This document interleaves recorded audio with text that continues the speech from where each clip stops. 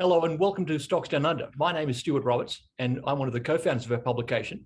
And joining me on Tuesday, the 17th of May, 2022 is Alison Coutts, who's the CEO of Memphasys ASX MEM. Alison, good afternoon.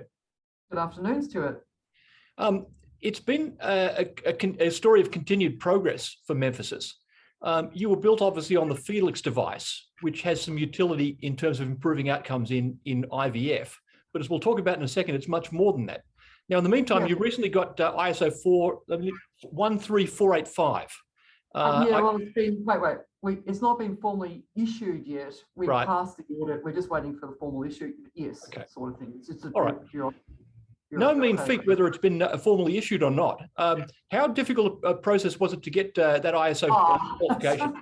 It's absolutely frightful. You should ask somebody who's been through it. It's like mountains of policies and procedures and documents. I mean, you name it. Every aspect of doing anything like a Felix device covers design and development, manufacturing, packaging, labeling, marketing, post-market surveillance, remedial actions, risk analysis, and it's all got to be absolutely ordered and at a touch of a finger when you're asked.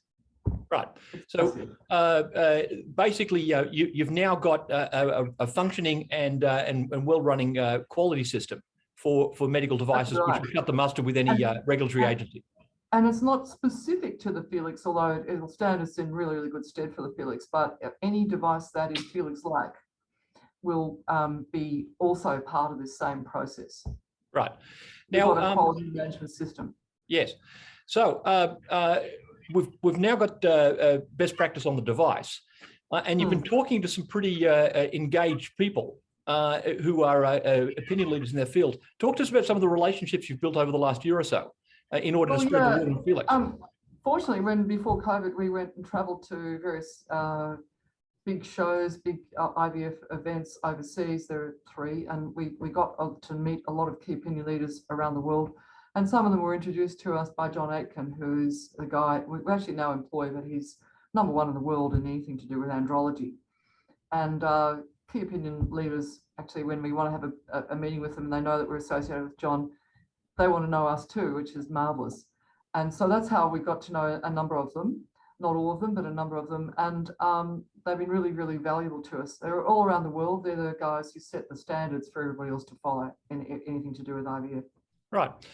Now, as someone who's followed the Memphasys story for a little while, it was very pleasing to see that potentially the technology which lies at the core of Felix and all you do is useful as a diagnostic for oxidative stress. And you're prioritising that. That's an interesting observation, Stuart, and I won't go there because I won't. That's interesting IP-wise. We just leave it there. There's some little tricks that I don't want to divulge. Right? All right. So, so if everyone blocks their ears, you can tell me all about it, right? No. Well, all I say is that oxidative stress is huge, and it's not just actually for anything infertility. It's usually behind infertility in one form or another, male and female. But it's behind anything like diabetes or heart attacks, strokes, cancers. A whole lot of neurological conditions. Everything. Like it's all about inflammation and imbalance in your oxidative state. You know, I won't go into the biochemistry, but complex. But it's a core biological thing, and this is kind of like a bit of a holy grail for a lot of talking fertility, a lot of fertility clinics to, or not just clinics, but people who are really interested in research. It's really elusive to get a point of care diagnostic that is quick and sensitive, accurate. It's hard. And John is a supreme biochemist, and he's been working on this for a while. And what we've got, all I can say, because I've got to be very careful about what I say, is that we've got, it's like a fulcrum, and you've got oxidation or reduction, and you just want to have a nice balance between the two. Right. If you're out of balance either way, you're in trouble, and a lot of people are. But you want to measure it at the point of care. And we're very close to developing an assay that measures both sides of the fulcrum and works out the balance all in one pot, and it's probably minutes, versus if you were trying to work on the known biochemistry, it would be hours. Right. So I mean, this isn't just important for Memphasys. This is a breakthrough with of world-breaking consequence, right? People have been looking for this for years. Yeah, absolutely, potentially. I mean, I've done a lot of chemistry in my life. I'm nowhere near like John, but I tell you what, this is pretty special. Oh, right. And John's very confident that he can pull it off, and he says he's got a proof of concept in one side of the fulcrum with even working with semen. That was as of today. And the other side, he's managed to get oxidative states, but not with body fluids. But he's confident he'll get it. And I mean, this would be huge. That's great. The thing is that you might say, oh, look, I'll just take antioxidant. You know, like I'll get something from the chemist.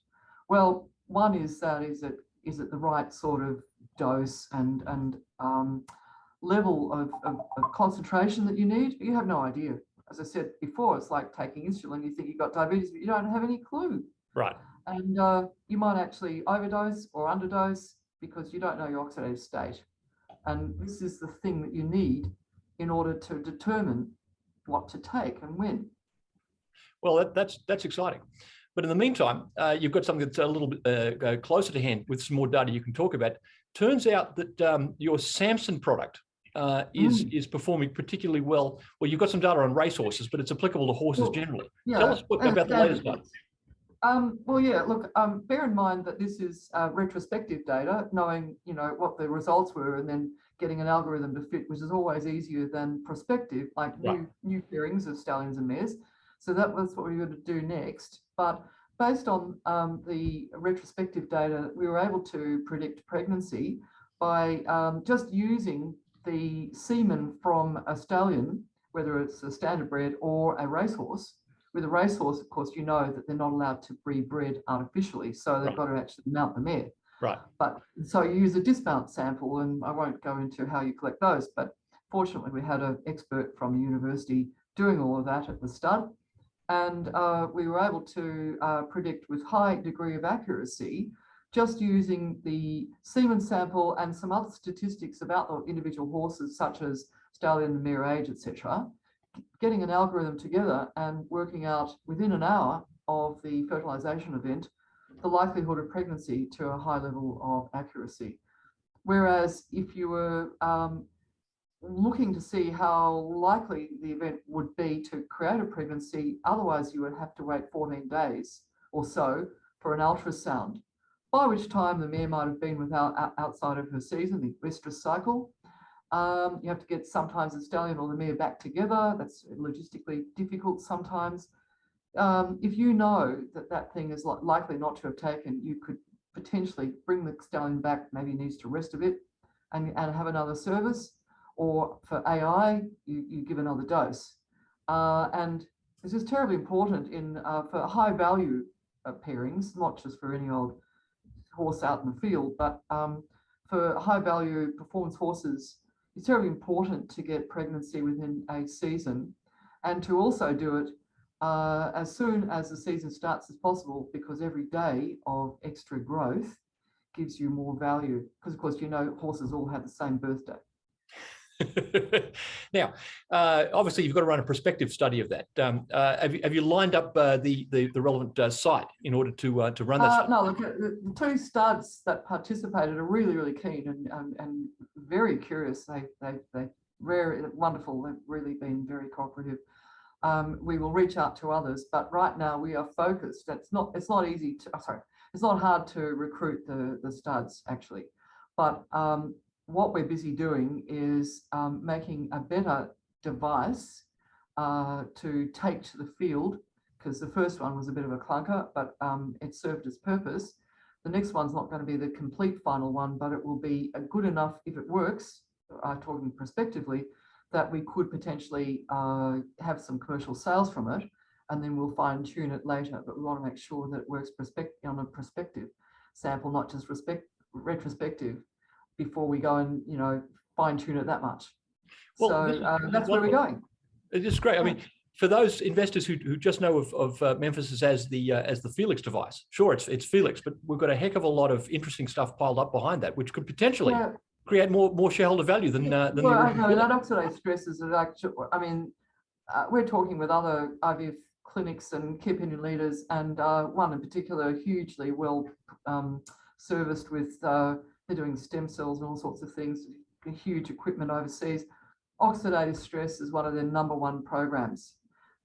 This is a really, really big one. But don't forget also, Felix, because there's nothing there. That's a good little device. Yeah, it's taking a while to get the sales, but we're selling a medical treatment, and you know, it's going pretty well. It performs well, but it takes time, and we actually underestimated how long it would take. Yeah, and let's face it, we had a pandemic as well, so that slowed down all sorts of technology. We did have a little hiccup in the development, which we've recovered from. That wasn't great, and then the pandemic was an extra thing. But we've put the running shoes on. We're back, and you know, we're doing a lot, which hopefully you'll see soon. Well, shout out to Professor John Aitken, the legend from the University of Newcastle, and hats off to you, Alison, and your team. Keep up the good work.